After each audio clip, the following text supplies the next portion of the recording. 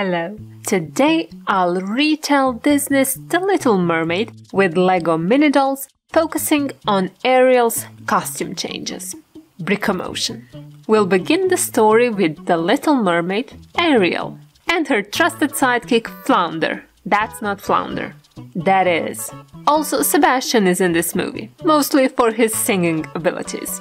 Lego has made Ariel multiple times, and here I chose to use the newer Minidoll body with the minifigure's hair. Cause this hairpiece is more flowy, and at this point in the story we are under the sea. Under the sea? What is important to note is Ariel's fascination with human things. Thingamabob? She's got 20. But who cares? She wants more. Cue Prince Eric. He almost drowns, but our heroine has a crush on him and is a legitimately good swimmer. Swim. So she saves him. She can also sing incredibly well, what ends up being the only thing he remembers about her. And that will be important in the future.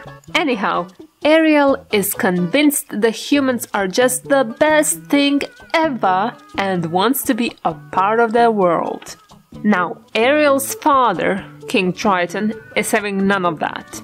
Oh yeah, I almost forgot. Ariel's the youngest of 7 princesses. That's not as important here now, but I already made the sisters and they look great, so I'm showing them off. Basically, Triton hates humans for reasons that will be explained in the prequel, and he zaps all of Ariel's who's-its and what's-its, thinking that will make her, a teenager, love and respect him more.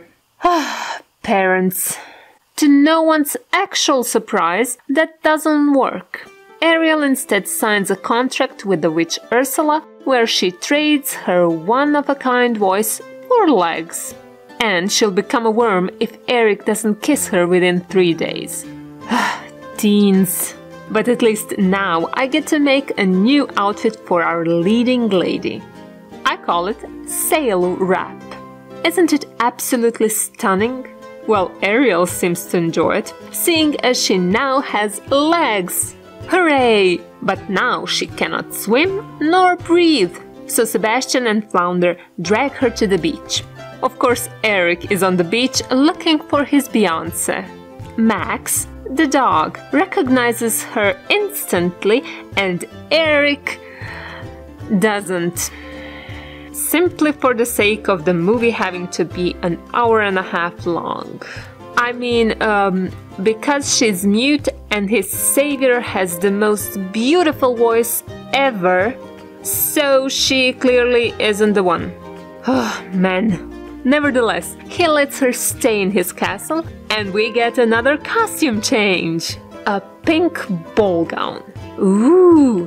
Looking much more princessy than the sail wrap. The dress is an original Lego one, so there's not much to explain here. Just in time for dinner. She impresses the prince so much with her unusual use of cutlery that he decides to take her out on a date.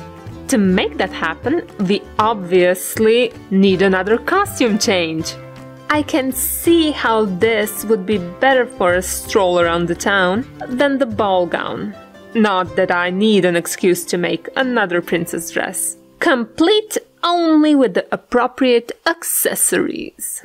Back to the date. They have a great time running, dancing, and walking around on those, whatchamacallit, feet.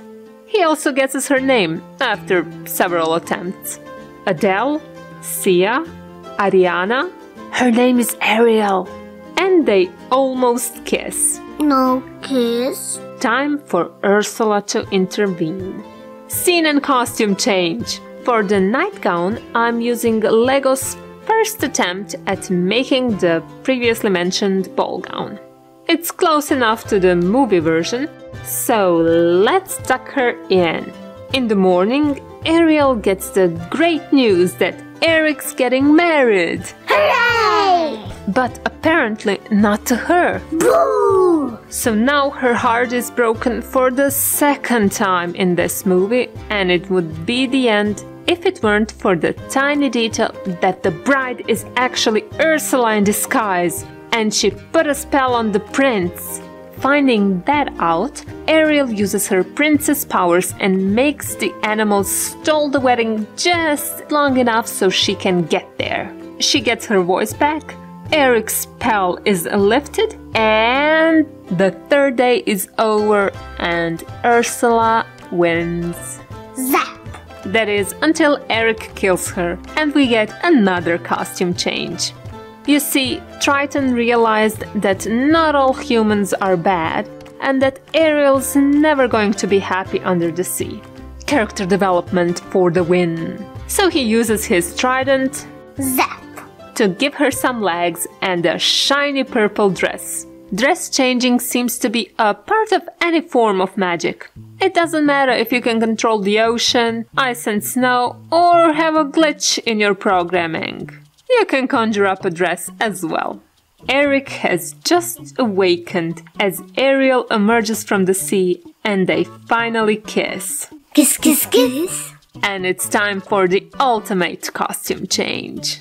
This one took me a while to make, so you're gonna hear about it. The skirt is just a painted Belle's dress piece.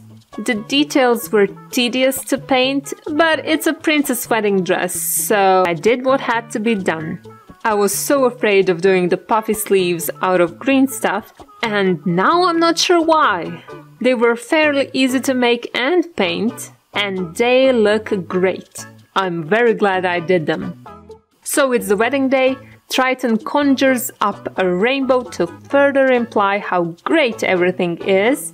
And it is in the wedding photos, but not forever. For when their daughter Melody is born, Ursula's sister enters the scene. But that's a story for some other time. One more princess's wedding dollified. Only 1 million left to go. Bye bye.